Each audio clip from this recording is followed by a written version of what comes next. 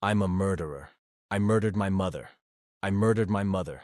I murdered my mother. Oh my God. Oh my God. Oh my God. That was so vicious. Did you see that? I can't look at myself. I can't look at myself. I can't look at myself. I can't look at myself. I would do that to my mom. Some confessions break the sound barrier. Some words echo far longer than the moment they are spoken. They rattle the walls of interrogation rooms. They haunt the minds of detectives. And sometimes they mark the beginning of a story so disturbing, so violent, and so unimaginable that the human mind tries to reject it outright. But it's real. This story is real. It is the early hours of March 16, 2018, in Royal Palm Beach, Florida. A quiet suburb where pastel homes line manicured streets, where palm trees sway in the night breeze, and where life until that night rarely strayed into the realm of nightmares. But in one small house at 113 Sandpiper Avenue, horror had already made itself at home. A woman named Camille Balla had just called her coworker, her voice brittle, disjointed, fraying at the edges. She told him she needed help, not the kind of help coworkers usually ask for in the dead of night. Not a ride, not a favor. A different kind of help. The kind that comes when reality fractures and something darker slips through the cracks. When he arrived, Camille didn't waste time. Her hands were coated in blood. Her words stumbled over each other. Her breath shallow.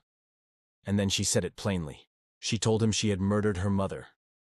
What happens next sets off a chain reaction that will pull law enforcement, medical examiners, forensic experts, and the media into a case that seems torn from the pages of a horror film. A case that will leave scars on everyone who touches it. And a case that will leave one woman dead in one of the most grotesque crime scenes imaginable. By the time police arrive, the night air is thick with tension. Camille is sitting on the sidewalk, her posture crumpled, her expression caught between delirium and devastation. Her hands drip red. Her voice is a chorus of confessions over and over again. I killed her, I killed her, I killed her, I killed her, I killed her, I killed her. As deputies secure her wrists in handcuffs, Camille's words spiral downward, descending into something even more chilling. I'm the devil. I'm the devil. I'm the devil. I'm the devil. I'm the devil. My mother. The officers don't yet know what waits inside that house. They can't possibly imagine the full depth of the brutality that has taken place. But soon they will. And they will never forget it. Inside the house, the first thing they notice is the smell.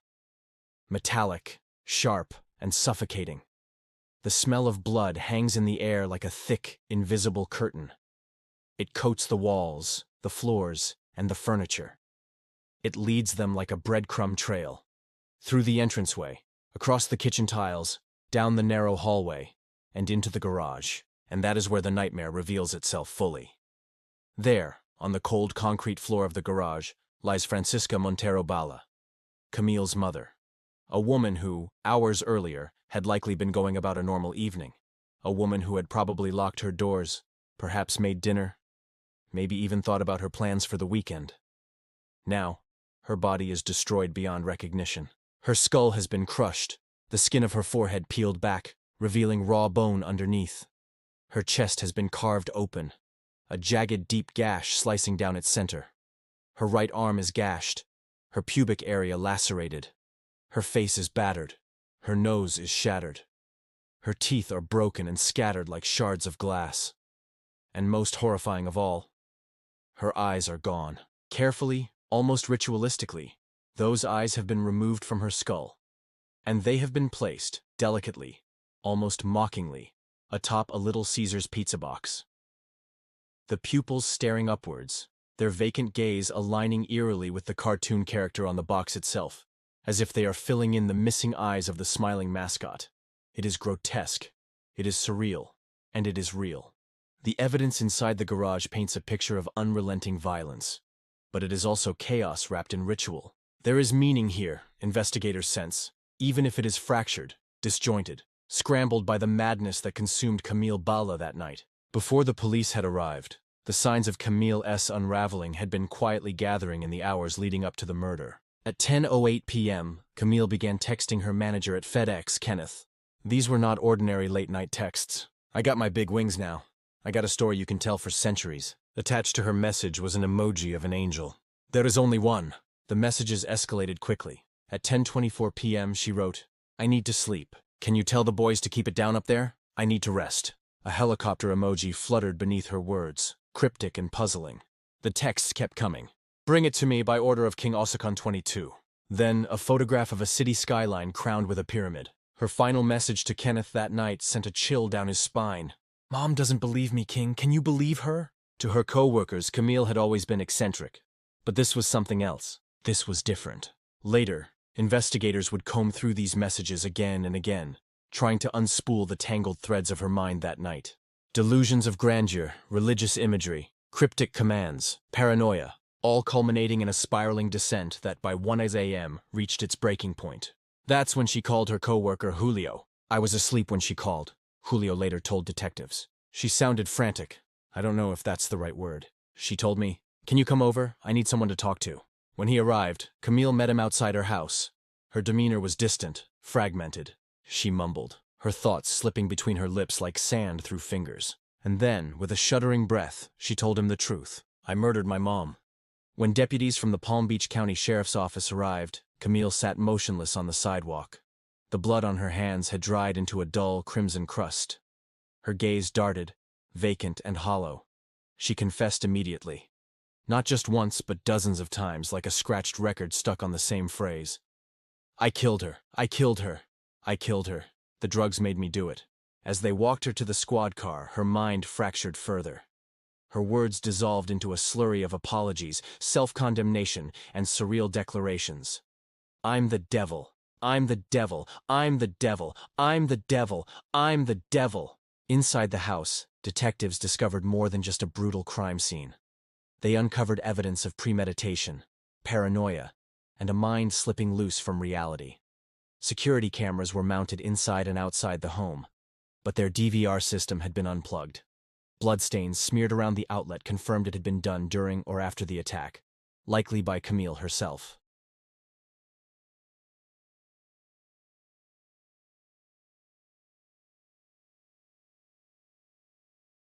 Whatever Camille had been seeing, whatever visions or voices had guided her hand that night, they had steered her far from the realm of reason.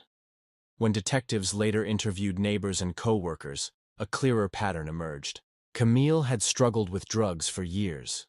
One neighbor remembered her casually admitting to experimenting with flakka, a synthetic stimulant known for triggering extreme paranoia, hallucinations, and psychotic breaks. We were just talking about the news one day, the neighbor recalled. Something came up about someone on flakka, and Camille just said, oh yeah, I sprinkled some on a cigarette once. Although toxicology results from the night of the murder showed only THC and amphetamines, not flakka, her behavior fit the profile of someone deeply unmoored from reality, whether by drugs, mental illness, or a lethal combination of both. At the hospital where Camille was taken for evaluation, her confession did not falter. It intensified. Strapped to a gurney, her hands trembling, she rocked back and forth. Her words tumbled out in jagged gasps, her breath hitching with every syllable.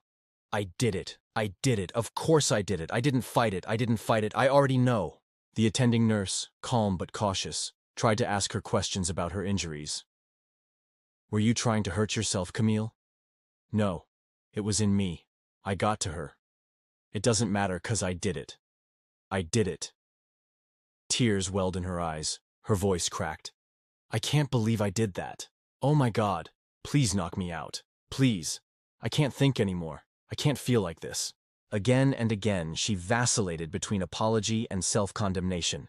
I'm sorry. I'm sorry, Mommy. I'm sorry. I'm sorry.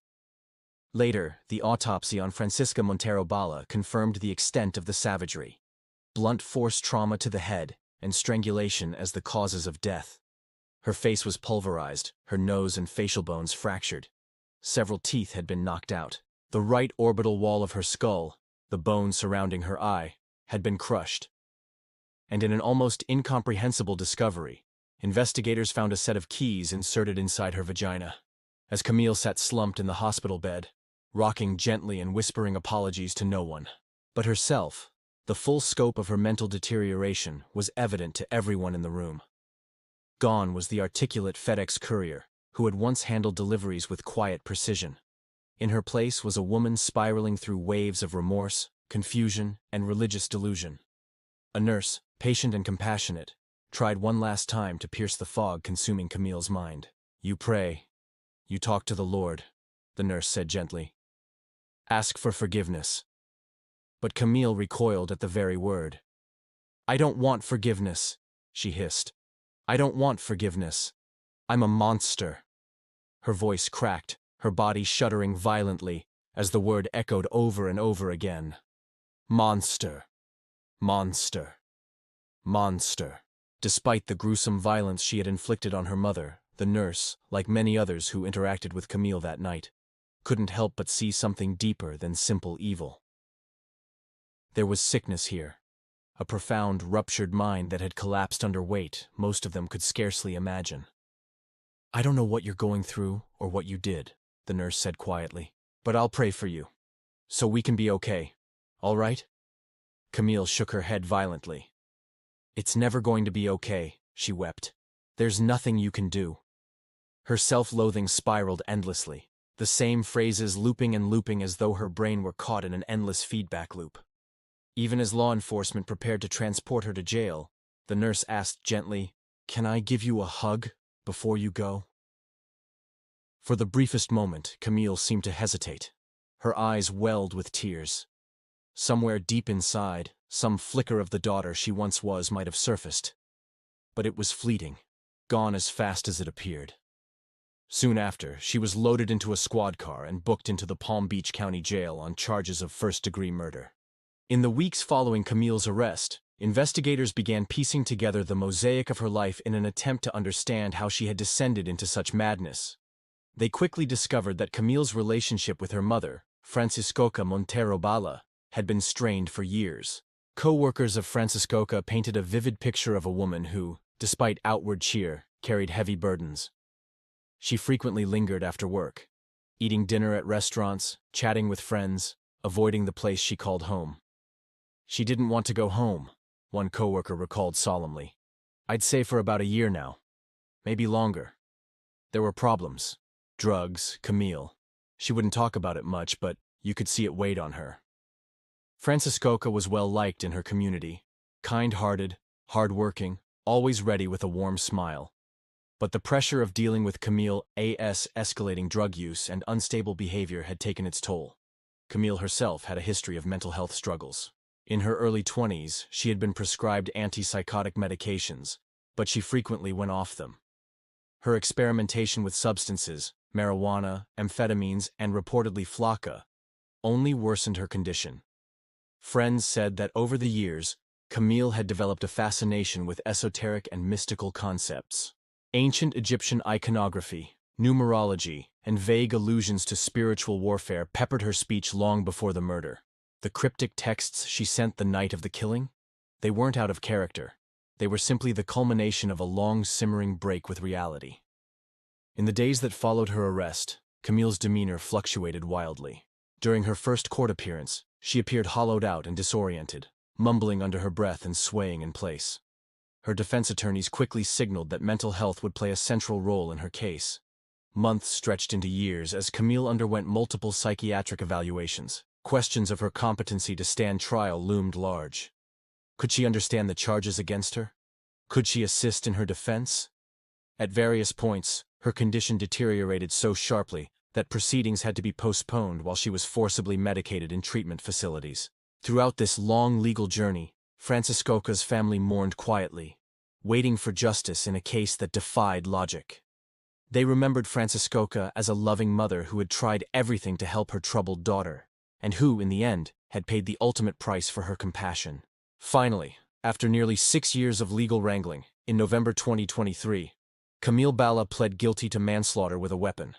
Under a carefully negotiated plea deal, she was sentenced to 15 years in prison with credit for time served. She would be eligible for release in just under a decade. For many, the sentence sparked mixed emotions. It was a far cry from the first-degree murder charge she had initially faced. But in the minds of prosecutors and the victim's family, it accounted for the undeniable reality that Camille had not been of sound mind on the night she killed her mother. To this day, the case of Camille Balla leaves a trail of unanswered questions in its wake. What exactly triggered her psychotic break that night? Was it the result of laced marijuana, an undiagnosed and untreated mental illness, or something far murkier, a lethal cocktail of all the above? And what was the significance of those final haunting details? The eyeballs delicately placed on a Little Caesars pizza box, the handwritten note about gates to heaven, the cryptic texts invoking kings and pyramids. Forensic psychologists consulted in the case speculated that Camille had experienced a religious delusion, a psychosis in which individuals believe they are enacting a divine mission or communicating with supernatural forces. The symbolism of eyes, legs, fruit, and heaven, all aligned with classic symptoms of hyper-religiosity seen in psychotic disorders. But even with all these expert opinions, no one can say with absolute certainty what Camille saw, or thought she saw, as she carried out her horrific act. Today, Camille Balla remains behind bars, serving out her sentence in a Florida correctional facility. Those close to Franciscoca continue to grieve her loss quietly, clinging to memories of a woman who loved deeply and sacrificed everything for her child. For law enforcement officers, crime scene investigators, and first responders who stepped inside that house on March 16, 2018, the images they witnessed will remain etched in memory forever. Blood splattered across walls, a body mutilated beyond recognition, and those two disembodied eyes, staring blankly from atop a pizza box, frozen in a grotesque parody of cartoon innocence. It is a crime that defies explanation, a tragedy that haunts long after the courtroom has gone quiet. In the end, the story of Camille Balla is not just a tale of true crime. It is a chilling reminder of the fragile line between reality and delusion, of untreated mental illness left to spiral unchecked, and of a mother's enduring love met with unspeakable betrayal. It is a case that asks us to confront uncomfortable truths about the cracks in our mental health system, about the dangers of substance abuse, and about the unpredictable depths of human suffering. For those who knew Franciscoca Monterro-Balla, her legacy will not be defined by the horrors of that night, but by the kindness and resilience she showed in life. And as Camille serves out her sentence, perhaps the only solace lies in the hope that no other family will ever have to endure such a nightmare again. This has been the tragic case of Camille Balla, a crime scene that stunned even seasoned investigators, and a story that echoes long after the headlines have faded.